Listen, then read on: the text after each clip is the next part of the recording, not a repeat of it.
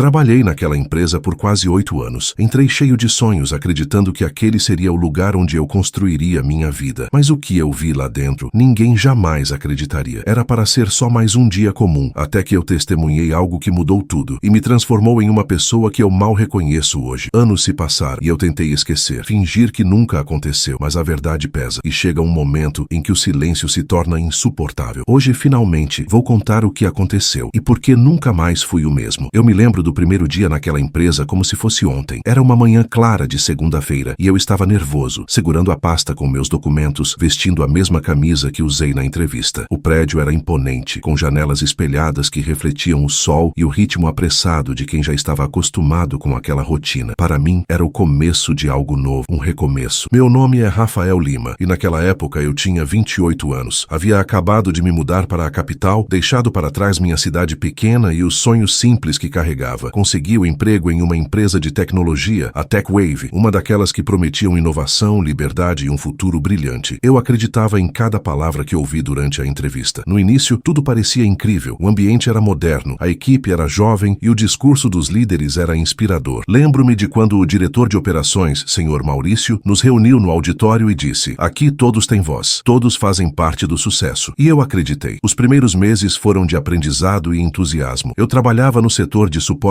interno, cuidando da parte técnica e ajudando os times com o sistema interno. Nada glamuroso, mas eu gostava do que fazia. Havia algo satisfatório em resolver problemas, em sentir que eu era útil. Mas aos poucos, percebi que a cultura de liberdade da empresa não passava de fachada. Havia algo nas entrelinhas, um tipo de hierarquia silenciosa, onde quem ousava questionar era logo colocado de lado. E eu, sem perceber, comecei a ver os primeiros sinais da podridão escondida sob aquele brilho moderno. Tudo começou com Alice, uma colega do meu setor. Ela era sorridente, competente, o tipo de pessoa que todos gostavam de ter por perto. Até o dia em que, sem explicação, começou a ser tratada de forma diferente. Os gestores evitavam olhá-la nos olhos. O tom das reuniões mudou e ela parecia mais calada. Quando perguntei se estava tudo bem, ela apenas respondeu: "Melhor não falar nada, Rafa. Aqui, falar pode custar caro." Eu ri, achando que era exagero, mas 2 semanas depois, Alice desapareceu. Um e-mail formal informava que ela havia pedido demissão por motivos pessoais. Nenhum aviso, nenhuma despedida. A mesa dela foi esvaziada no mesmo dia. Foi o primeiro desaparecimento que vi ali. Com o tempo, comecei a perceber um padrão. Funcionários eram contratados com promessas de crescimento e quando começavam a questionar certas práticas, sumiam. Primeiro do setor, depois da empresa. E o mais estranho, ninguém falava sobre eles. Era como se nunca tivessem existido. No meu 4º ano na TechWave, as coisas mudaram de vez. Fui promovido para uma posição um pouco melhor, com acesso a áreas mais restritas do sistema. E foi aí que tudo começou a desmoronar. Uma noite fiquei até mais tarde resolvendo um problema de rede. O prédio já estava vazio e o silêncio me fazia companhia. Enquanto verificava os servidores, notei uma pasta oculta no sistema, algo que não deveria estar ali. O nome era simples: Relatórios Internos A3. Curioso, abri e o que encontrei me fez gelar. Eram arquivos com conversas internas entre diretores, planilhas de pagamentos e relatórios de despesas confidenciais. Mas o que realmente me chamou a atenção foram as notas de rodapé, menções a remanejamentos, ajustes de equipe e uma sigla que aparecia repetidamente: PAR.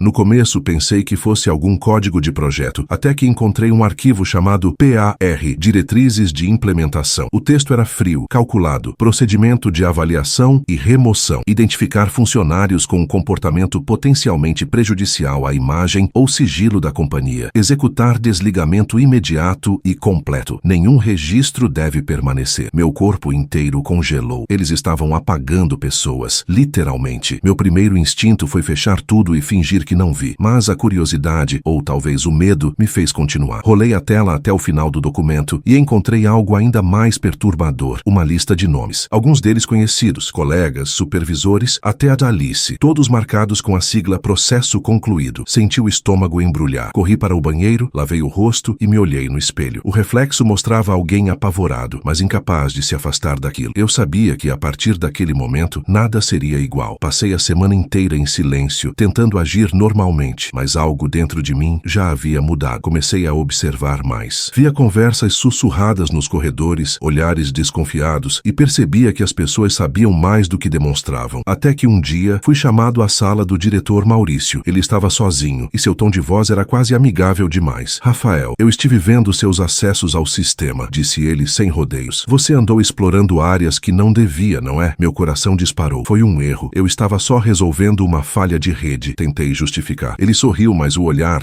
era o de alguém que já tinha me condenado. Claro. Ele levantou-se, deu a volta na mesa e parou atrás de mim. Só lembre de uma coisa, Rafael. Curiosidade demais pode ser perigosa. Aquela frase ficou ecoando na minha cabeça durante semanas. Depois daquele dia, percebi que estava sendo observado. Meus e-mails eram monitorados, minhas chamadas pareciam ter interferência e o clima no trabalho ficou cada vez mais sufocante. Alguns colegas começaram a me evitar. Até meu melhor amigo lá dentro, o Vinícius, começou a me tratar com frieza. Um mês depois, Vinícius me chamou para conversar fora da empresa. Nos encontramos em um bar discreto e ele parecia nervoso. Cara, estão de olho em você. Ele olhou ao redor como se alguém pudesse estar ouvindo. Ouvi seu nome numa reunião da diretoria. Disseram que você andou mexendo onde não devia. Eu não fiz nada, Vinícius. Só vi uns arquivos. Ele me interrompeu. Então apaga tudo. E se puder, some. Foi a última vez que o vi. Na semana seguinte, ele pediu demissão também. Naquela altura, eu já sabia. A TechWave escondia algo monstruoso e eu estava no meio disso. Mas o que eu ainda não sabia era o preço que pagaria por tentar mostrar a verdade. Se você estivesse no meu lugar, denunciaria ou fugiria? Deixe nos comentários. Depois da conversa com Vinícius, eu não consegui mais dormir direito. Passava as noites em claro, olhando para o teto, revendo cada passo, cada arquivo que abri, cada olhar que me foi lançado depois disso. Era como se o ar tivesse mudado. A empresa, aquele prédio que um dia representou segurança e futuro, agora me causava enjoo só de pensar. Mas o pior não era o medo de perder o emprego, era o medo de desaparecer como os outros. Comecei a perceber coisas estranhas, pequenos detalhes que isoladamente talvez não significassem nada, mas juntos formavam um quadro assustador. Meu crachá passou a falhar em algumas portas, como se meu acesso estivesse sendo gradualmente cortado. Meus relatórios começaram a aparecer com erros